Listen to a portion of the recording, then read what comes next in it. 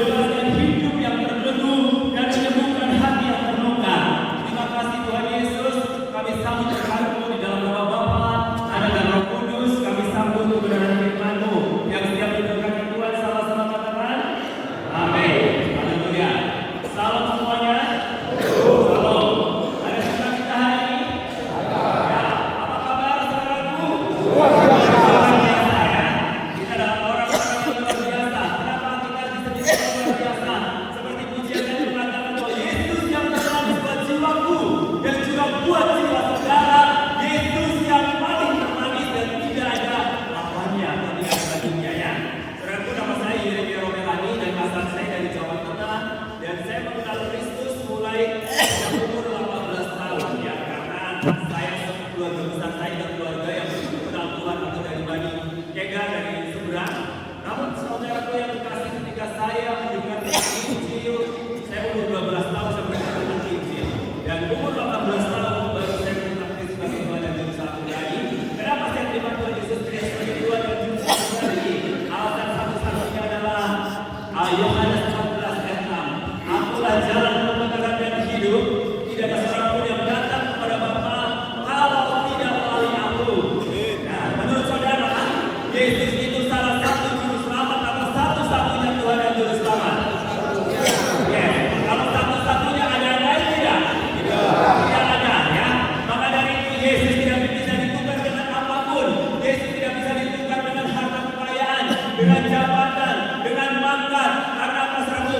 Yesus itu adalah yang sangat istimewa. Kenapa saya katakan sangat istimewa? Karena Dia adalah satu-satunya Tuhan yang bisa menyelamatkan kita, mengangkat kita dari umur dosa. Nabi boleh banyak, guru agama boleh banyak, penginjil boleh banyak, rasul boleh banyak, tapi Juru Selamat hanya satu, yaitu Yesus Kristus, Raja di atas keselamatan. Sejak saya berjumpa dengan Yesus, saya katakan bahwa sekali Yesus, tetap Yesus, selamat menyerah. Dan itu bukan terjadi hanya untuk saya, tetapi juga untuk pasukan Kristus yang ada di tempat ini. Haleluya. Yes, amin. Mari kita buka Alkitab kita di dalam surat Efesus, surat Rasul Paulus kepada jemaat Efesus, pasal yang keempat, ayat 1 sampai dengan ayat yang ke-7 ya. Surat Efesus pasal 4 ayat 1 sampai dengan ayat yang ke-7.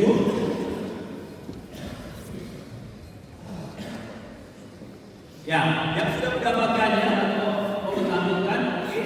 Ya, kita akan baca bersama-sama persatuan jemaat dan karunia yang berbeda-beda. 2, 3. Sebab itu, aku menasihkan kamu, aku orang yang berbicara perkara Tuhan, supaya kamu hidup sebagai orang-orang yang telah dipanggil berpadanan dengan panggilan itu. Hendaklah kamu selalu rendah hati, lemah lembut dan sabar. Tunjukkanlah kasihmu dalam hal saling membantu, dan berusahalah memelihara kesatuan roh oleh ikatan damai sejahtera, satu tubuh dan satu roh, sebagaimana kamu telah dipanggil dengan satu pengharapan yang terkada dalam panggilanmu. Satu Tuhan, satu iman, satu baptisan, satu Allah Bapa dari semua, Allah yang di atas semua, dan oleh semua, dan di dalam semua. Tetapi kepada kita masing-masing telah dianugerahkan kasih karunia menurut ukuran kemuliaan Kristus. Berbahagialah orang yang membaca dan merenungkan firman Tuhan siang dan malam, dan terus diberkati adalah orang yang mau melakukan firman Tuhan siang dan malam. Dia seperti pohon yang ditanam di tepi aliran air yang selalu menghasilkan buah pada musimnya. Ya. Jadi anak-anak Tuhan yang ditanam di pelataran Tuhan, artinya di pelataran Tuhan adalah di pelataran yang penuh dengan hadirat Tuhan, penuh dengan kuasa Tuhan, dan Tuhan hadir di situ. Dan Alkitab berkata Dia akan bertumbuh terus seperti pohon yang ditanam di tepi aliran air yang tidak pernah mengalami kekeringan dan selalu menghasilkan buah pada musimnya. Saudara-saudaraku, tema hari ini adalah tentang kesatuan tubuh Kristus. Kesatuan tubuh Kristus. Saudaraku, kita punya tubuh semuanya ya. Mata, ada telinga, ada hidung, ada tangan, ada kaki, ya. Nah, semua anggota tubuh kita itu masing-masing berfungsi sesuai dengan fungsinya masing-masing. Ada tangan berfungsi bagi tangan, ada mata, fungsinya untuk melihat, ada hidung, fungsinya untuk mencium, ada telinga, fungsinya untuk mendengar, ada mulut, fungsinya untuk berbicara, ada lidah untuk merasakan nikmatnya makanan. Nah, saudara-saudara yang dikasihi Tuhan Yesus, betapa kita sakitnya ketika salah satu anggota tubuh kita itu mengalami luka atau sakit. Beberapa hari yang lalu, saya kurang lebih hampir seminggu, saya kedatangan tamu dari TV Sonaris dari Korea.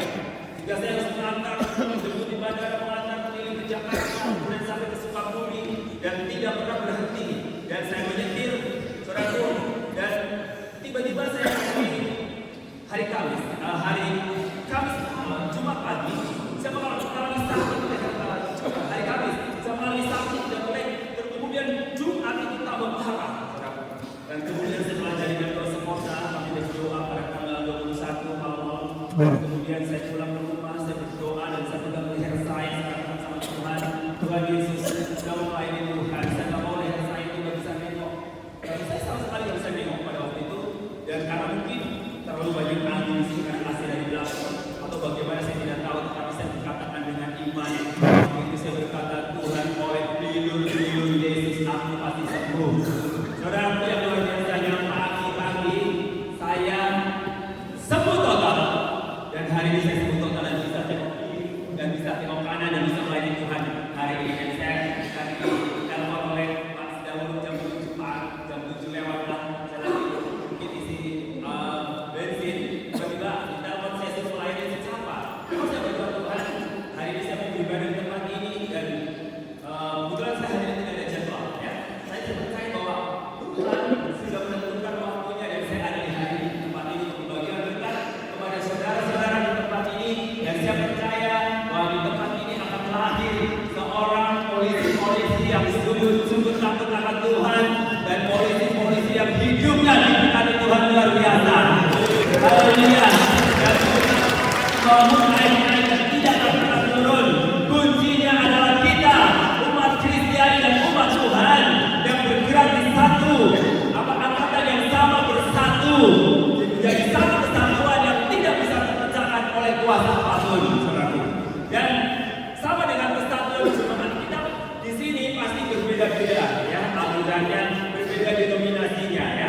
Ada yang berbeda dari GKI, ada dari GKI di sini, coba katakan Gereja Kristen Indonesia. Haleluya. Ada yang dari Gereja Kristen Jawa, angkat tangan. Ya, ada yang gereja Gembir, mungkin yang dari Minahasa, atau dari gereja GBI, Gereja Benteng Indonesia, gereja GBI,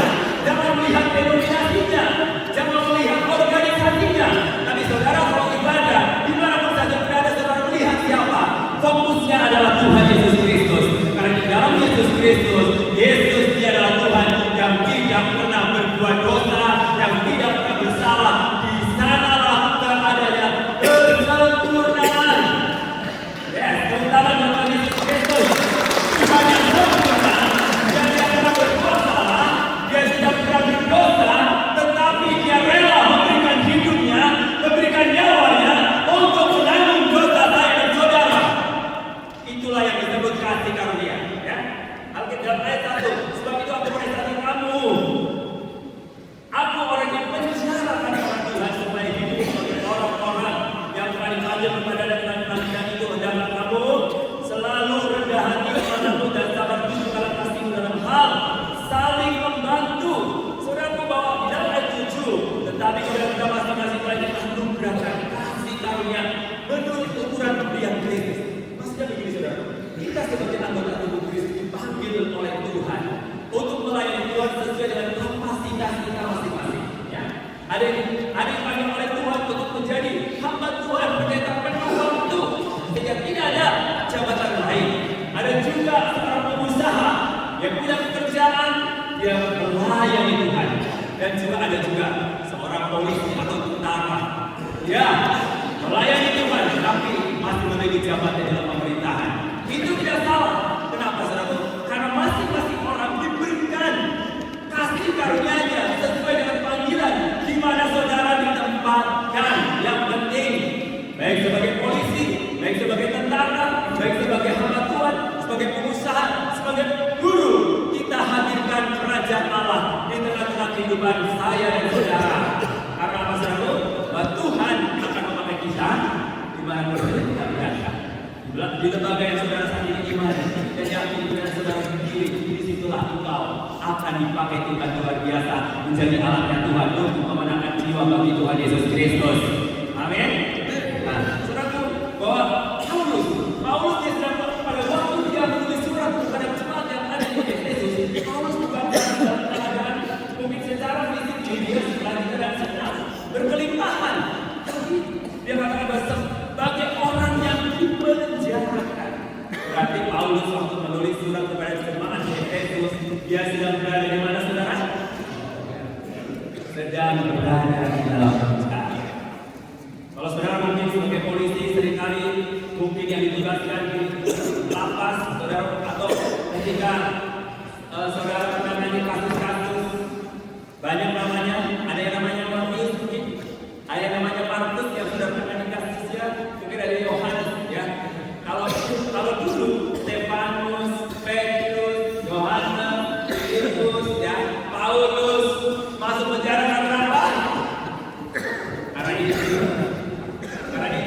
Tetapi mungkin saudara saat ini seringkali berhadapan dengan kasus yang bernama, ada orang-orang yang bernama Paulus, ada Filipus, ada Filemon, ada Markus, ada Matius. Kebanyakan kasus karena ini atau karena narkoba saudaraku, atau karena kejahatan. Ya, akhir-akhir zaman ini kan kejahatan. Ada satu teman saya, dia satu tim pelayanan di penjara. Penjara apa saudara? Saya tanya, sekarang berapa jumlah anggota yang kita layani? 12. Saya bilang, dari 7 kenapa meningkat jadi 12? Kalau di penjara jemaatnya jangan sampai bertambah, harus berkurang, ya. Bahkan kalau perlu tidak ada. Tapi kalau di jemaat gereja yang kita layani harus semakin hari semakin bertambah supaya banyak jiwa-jiwa yang bertobat. Amin. Waduh, kalau nanti penjara berkurang, tugas saya semakin sedikit. Gak apa-apa, tugas semakin sedikit, yang penting gaji jalan terus, oke? Saudara, nah, saya mau katakan kali ini, ketika kita dipanggil itu sesuai berpadanan dengan panggilan kita di dalam Yesus Kristus, ya, panggilan kita. Tadi mungkin saudara sebut saya dari jaringan dosa kota, ya, saya salah satu fasilitator jaringan dosa kota, mengumpulkan umat Tuhan di kota Sukabumi. Hanya untuk apa? Untuk berdoa. Berdoa untuk apa? Kesejahteraan buat kota kita tercinta, kota Sukabumi, dan juga berdoa untuk keamanan negeri ini di Indonesia, ya, yang selalu mendoakan para atas Kristus seperti para polisi.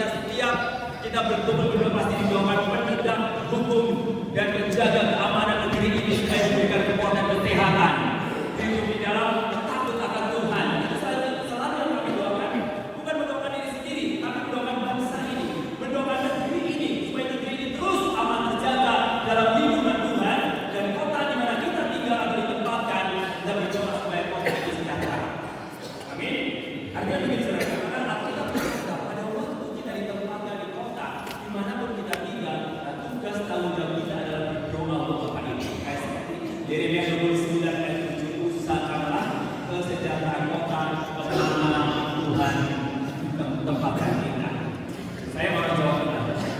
Tuhan memakai saya kota bumi, berarti saya berdoa dan ambil beban tadi.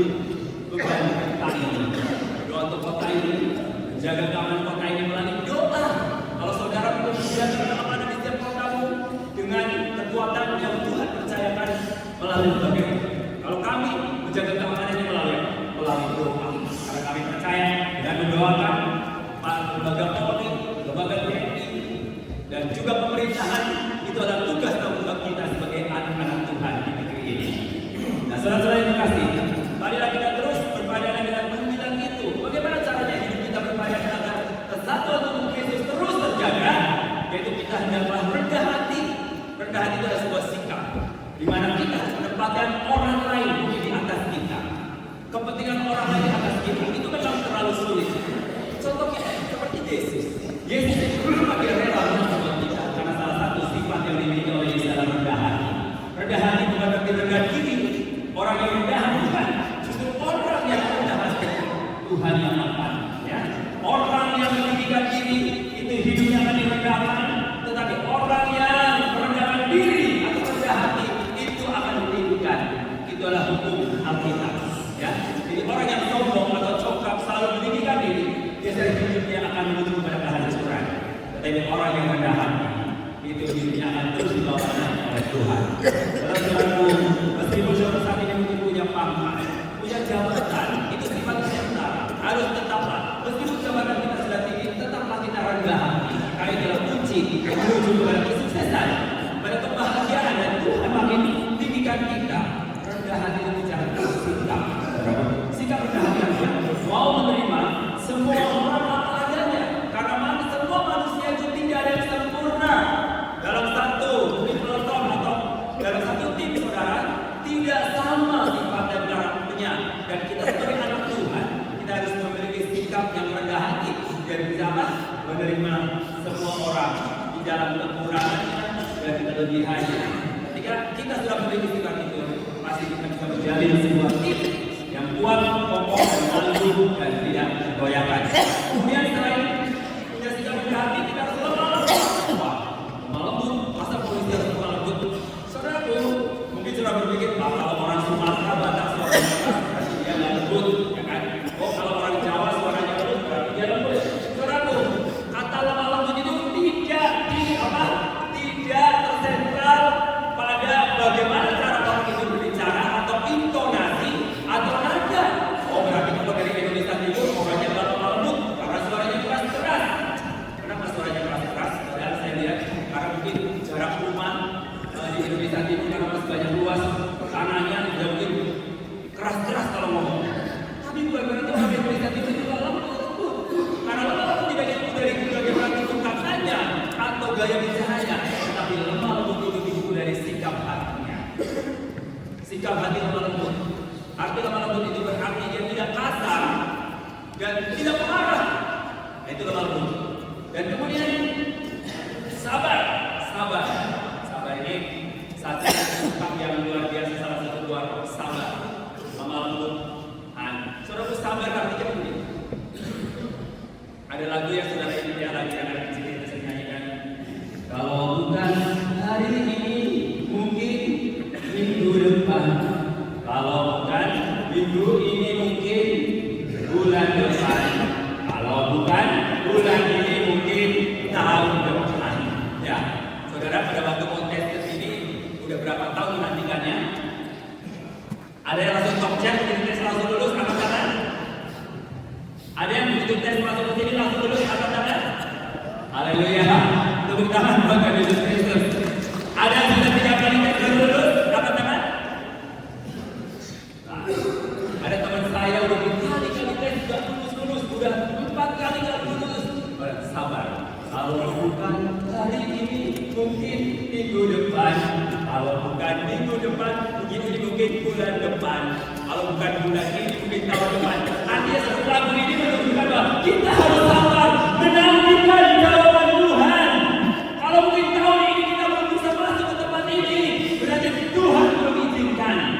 Kalau saudara hari ini masuk ke tempat ini, sudah 3 kali tes, dan hari ini saudara ada di tempat ini, berarti itu adalah time of Tuhan, waktunya Tuhan.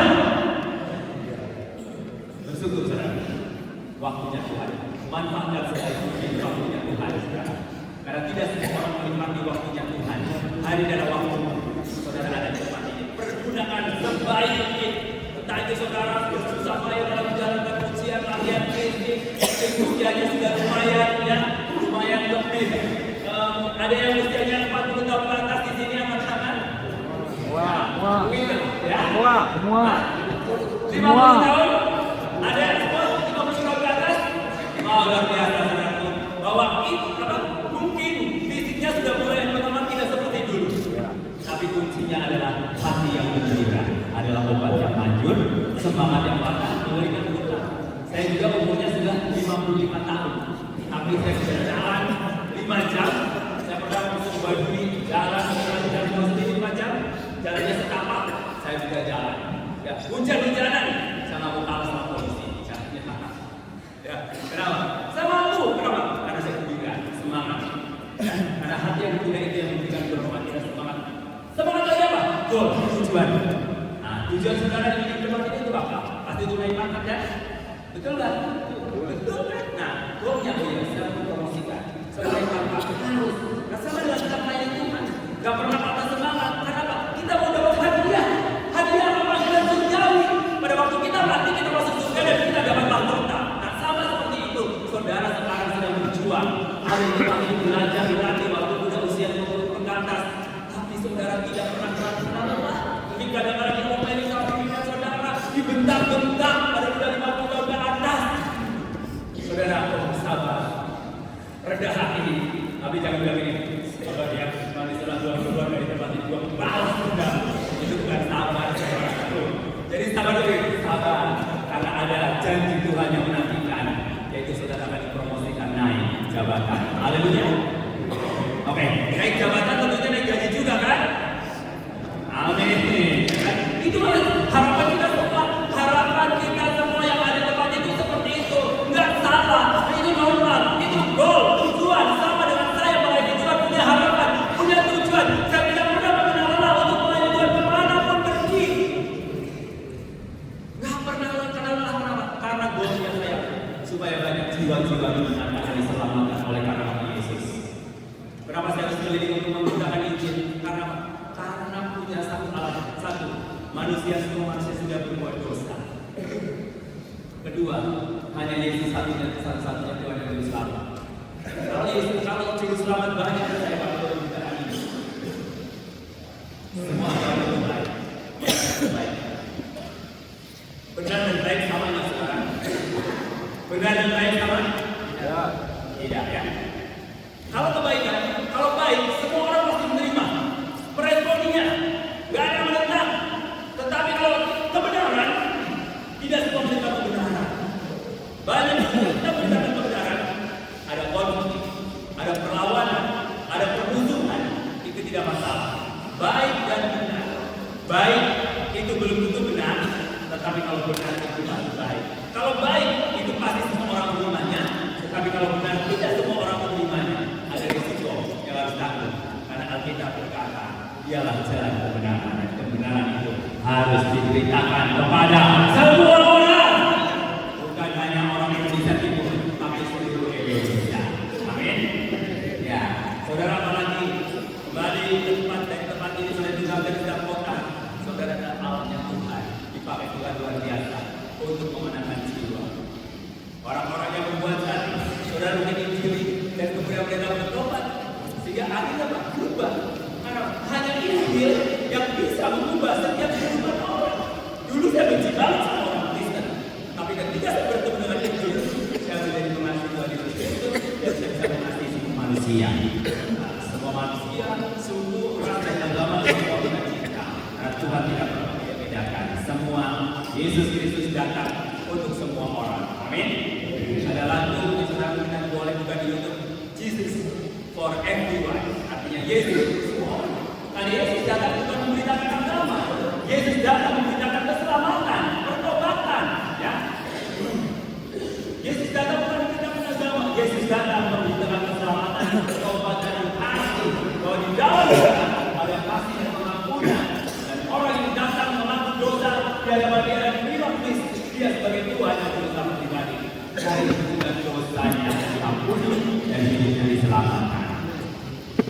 Oke, saudaraku, contohnya pada waktu pencuri yang ada di sebelah kanan. Pada waktu saya, Yesus diambil oleh dua penjahat. Yang satu tidak mengaku Yesus, yang satu dia bilang, kalau engkau di surga nanti ingatlah aku. Hari Tuhan Yesus katakan, hari ini engkau bersama-sama dengan aku di itu janji Tuhan bahwa Tuhan berkuasa untuk memindahkan orang yang jahat itu untuk masuk ke kerajaan surga ketika dia mengakui dan percaya bahwa Yesus adalah Tuhan. Dan berusaha memelihara kesatuan orang yang berkata damai sejahtera. Ketika saudara bersatu, ketika saudara hidup rukun, ada satu peristiwa yang terjadi, damai sejahtera. Ya, damai sejahtera ditinggalkan kepadamu. Arti damai sejahtera itu berarti ketenangan batinnya yang tidak bisa tergantikan oleh apapun. Ini pengalaman saya pada waktu umur 18 tahun saya berjumpa dengan Yesus. Itu betul-betul saya mengalami damai sejahtera yang luar biasa. Dan sampai hari ini damai sejahtera itu tetap tinggal dalam hidup saya. Sehingga saya dan orang yang tidak pernah takut terhitung dengan situasi dan kondisi. Karena saya punya Tuhan yang bisa mengatasi segala situasi dan kondisi. Mungkin saudara saat ini sudah mulai pergumulan yang berat. Mungkin masalah yang berat. Saudara, tidak usah berkeluh kesah kepada orang-orang di sekeliling. Sampaikan ada cerita kamu semua kepada Bapamu di surga. Dia sangat peduli, dia sangat mengerti, dan dia tidak pernah mengecewakan. Dia adalah Bapa saudara, orang tua saudara. Dia peduli, mungkin teman-teman tidak peduli. Ketika orang dalam kesulitan, kesusahan, teman-teman tidak peduli. Tapi saudara, kamu punya Tuhan. Dia sangat peduli. Pada satu dia mengatakan, dia mengerti, dia peduli segala persoalan yang kita hadapi. Ceritakan semua persoalanmu dan masalahmu kepada Tuhan Yesus Kristus, dan dia mau mendengarkan apa yang dia ceritakan kepada dia. Karena dia adalah Tuhan, bukan hanya juru selamat, dia adalah sahabat saya, saudara, sahabat sejati kita yang tidak pernah meninggalkan kita. Makanya kita sama. Pada waktu sebenarnya kita nggak tahu ya. Nah, pada waktu kelahiran Yesus Kristus, nanti dia akan lahir seorang putra. Diberi nama apa saudara? Diberi nama Immanuel. Immanuel artinya Allah beserta kita. Artinya Allah yang dekat menyertai kita dan tidak pernah meninggalkan kita dalam segala situasi dan kondisi apapun. Dia tetap bersama dengan kita. Itulah Immanuel. Immanuel Allah menyertai kita. Ini adalah Allah transenden. Allah transenden dari Allah yang sangat jauh. Yang kita perlu berdiam-diam kalau Tuhan. Tapi Immanuel, kemanapun kita pergi dia bersama dengan kita. Saudara kami tidak bersama dengan keluargamu, tidak bersama dengan suamimu, tidak bersama dengan istrimu, tidak bersama dengan anak-anakmu hari ini. Tetapi Yesus tetap ada bersamamu sampai hari ini, bahkan sampai selama-lamanya. Satu tubuh, satu roh, sebagaimana kamu telah dipanggil oleh satu harapan yang terkandung dalam panggilanmu itu. Satu Tuhan, yaitu Yesus Kristus, satu iman, yaitu iman kepada Yesus Kristus, dan satu baptisan, yaitu baptisan dalam nama Bapa, Anak, dan Roh Kudus. Jangan lupa itu. Karena ini satu kesatuan yang tidak bisa dipisahkan. Satu Allah dan Bapa dari semua. Saudara mengakui Allah Bapa kita. Bapa dari semua, artinya Bapa dari semua berarti tidak hanya orang Kristen saja. Bapa dari semuanya. Jadi mereka perlu mengenal Bapa yang dari semua. Ya. Terus kemudian Allah yang di atas semua dan oleh semua dan di dalam semua. Ya, jadi it's about Jesus. It's all about Father. Father in heaven. Bapa di surga. Ya, semuanya dan semuanya dan semuanya dan semuanya. Haleluya. Tuhan Yesus memberkati. Mari kita berdiri semua.